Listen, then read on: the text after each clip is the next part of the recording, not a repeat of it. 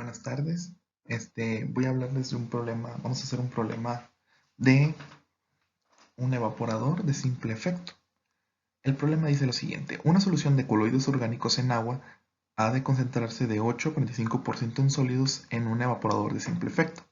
Se dispone de vapor de agua a la presión manométrica de 1.03 atmósferas. El espacio de vapor se mantendrá a una presión de 102 milímetros de mercurio. La velocidad de alimentación al evaporador es de 15.000 kilogramos por hora. El coeficiente global de transferencia de calor se toma como 2.800 watts sobre metro cuadrado grado centígrado. La solución tiene una elevación despreciable del punto de ebullición y también del calor de dilución. Esto pues nos simplifica mucho los cálculos.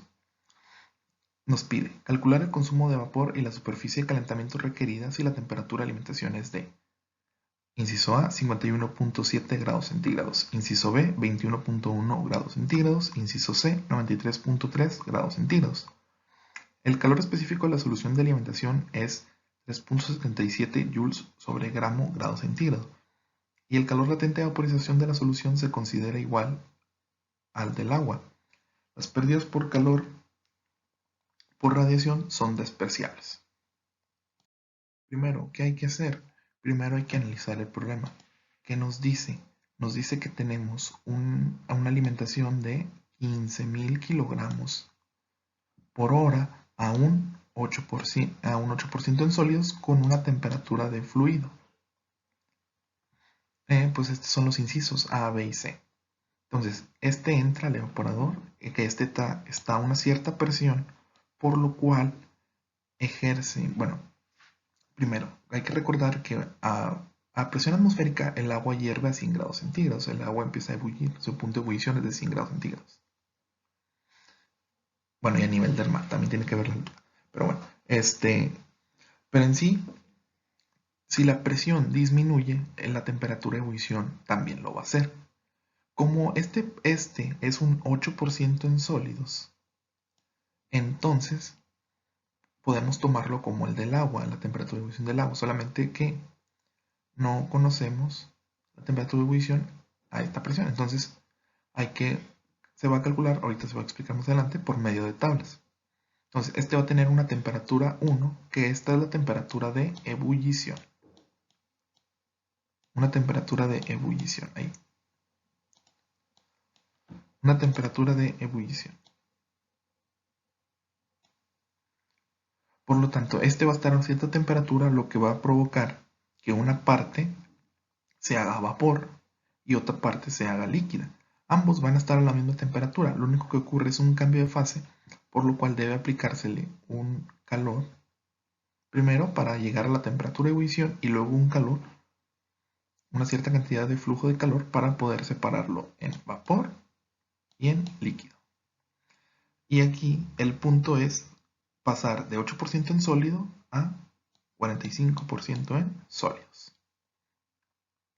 ¿Qué se utiliza para eso? Se utiliza un vapor saturado, que conocemos como S, el cual se va a encargar de aumentar la temperatura y provocar que se obtenga este vapor y este líquido.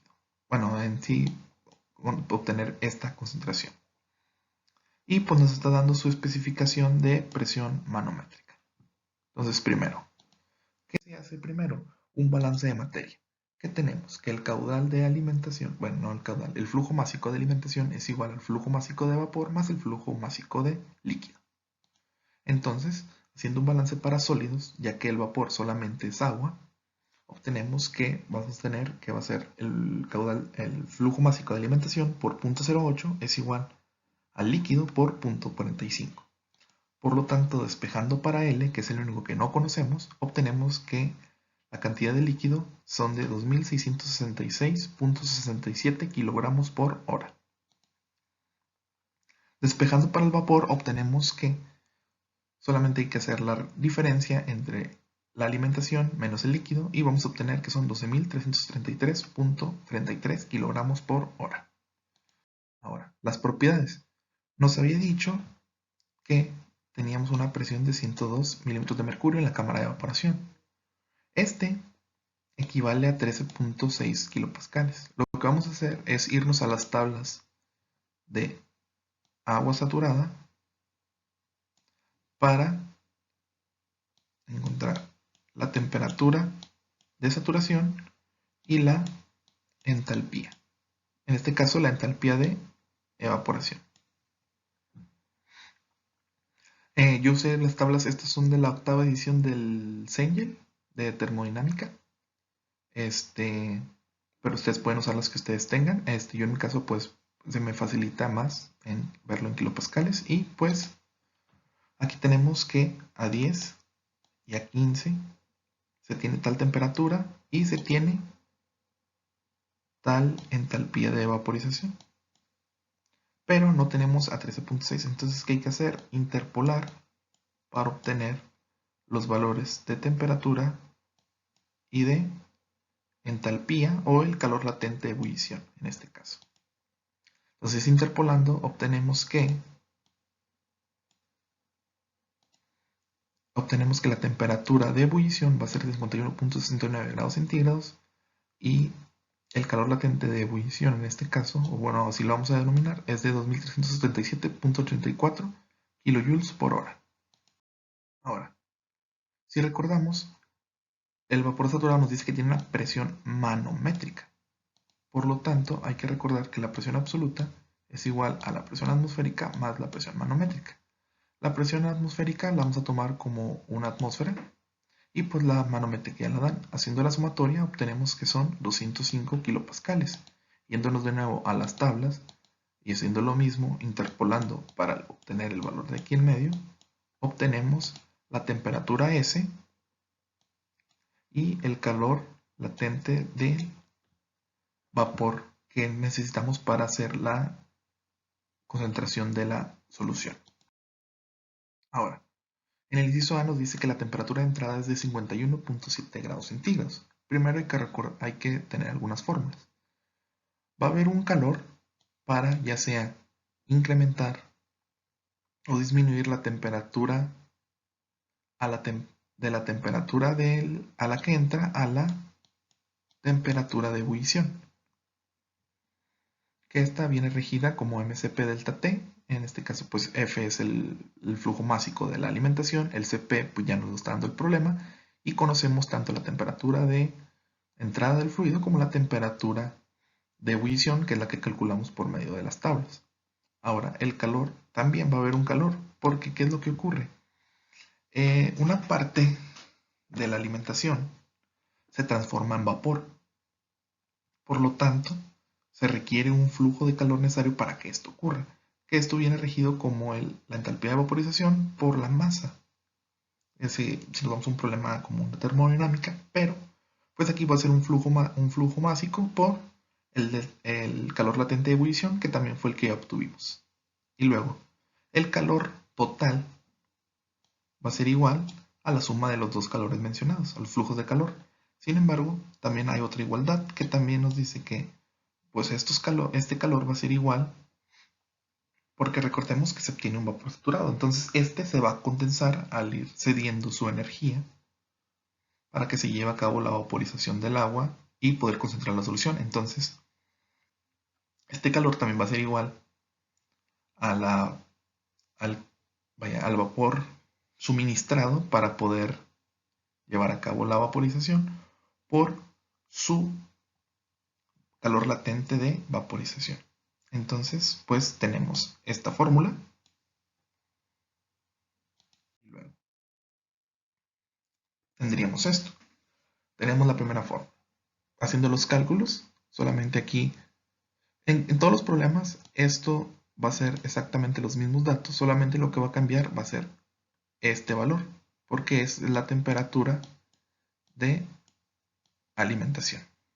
Entonces obtenemos un calor que casi es cero, ya que es casi el mismo al que entra el de ebullición. Y obtenemos el calor 2 por medio de la otra fórmula, haciendo la sumatoria. Y ahora, si recordamos, tenemos que calor pues era igual al vapor necesario para llevar a cabo la concentración de la solución por su entalpía de vaporización. Entonces, despejando para S, obtenemos que el flujo másico es de 13.334.96 kilogramos por hora. Entonces se requiere este flujo másico para poder llevar a cabo, o bueno, para poder hacer que el 8% de sólidos se incremente al 45%. La economía no la decía el problema, sin embargo, pues es algo simple y solamente se obtiene al dividir el vapor que sale bueno, la cantidad de agua que se le extrae, por así decirlo, a la solución y el vapor saturado que se alimenta para poder llevar a cabo la evaporación. Y pues nos da un resultado de 0.92. Ahora, pues si recordamos, el calor también es igual a un coeficiente global de transferencia de calor por un área por un delta de temperaturas. En este caso, el delta de temperatura sería la temperatura de entrada del vapor, la temperatura de entrada del vapor que lleva a cabo la vaporización, menos la temperatura a la que se lleva a cabo la temperatura del punto de ebullición. La temperatura de ebullición. Entonces, bueno, yo para simplificar cálculos pasé, bueno, nos da el coeficiente que era 2800 watts sobre metro cuadrado grado centígrado, que pues es lo mismo, y lo pasé a kilojoules sobre metro cuadrado grado centígrado por hora para poder simplificar cálculos y evitar conversiones. Entonces, despejando para el área, obtenemos que se obtiene un área de 41.93 metros cuadrados. En los siguientes problemas, bueno, en los siguientes, esta parte va a ser el mismo para todos. Esto no cambia. Lo único que va a ir cambiando va a ser el calor, que está en función de... Ahí. Bueno, no, de hecho aquí ni siquiera está. Está en función de la temperatura del fluido.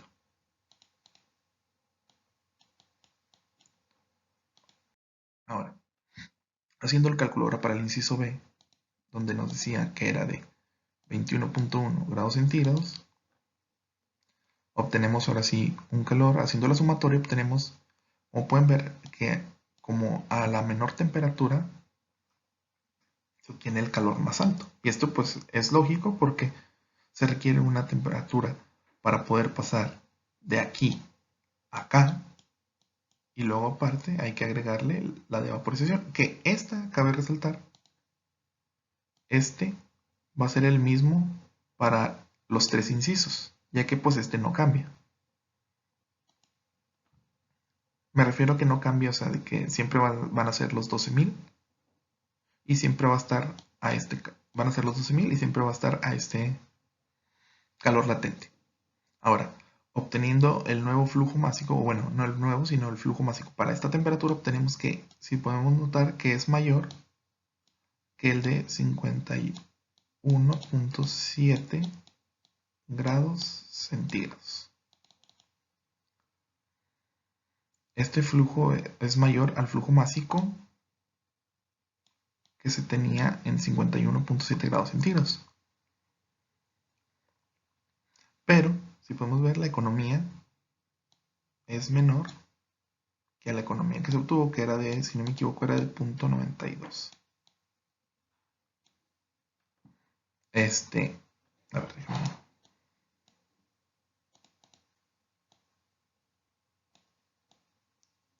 Está complicado escribir en esto.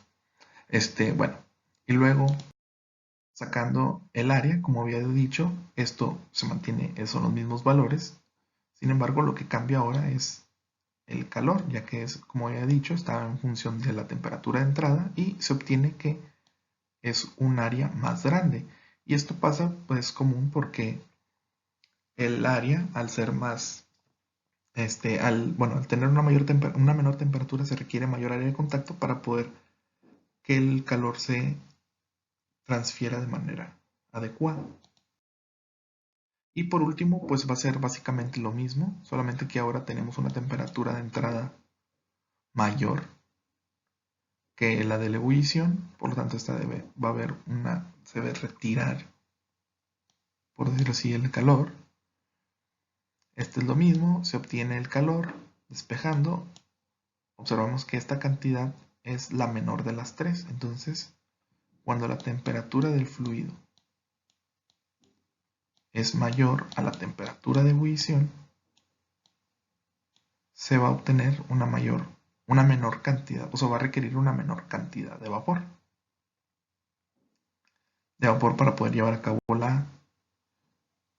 la concentración de los sólidos, para pasar del 8 al 45%.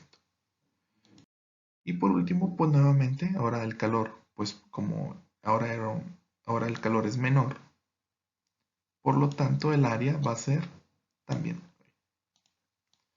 también va a ser menor. Bueno, y esto es todo. Espero que les hayan entendido a este problema. Pues muchas gracias por su atención.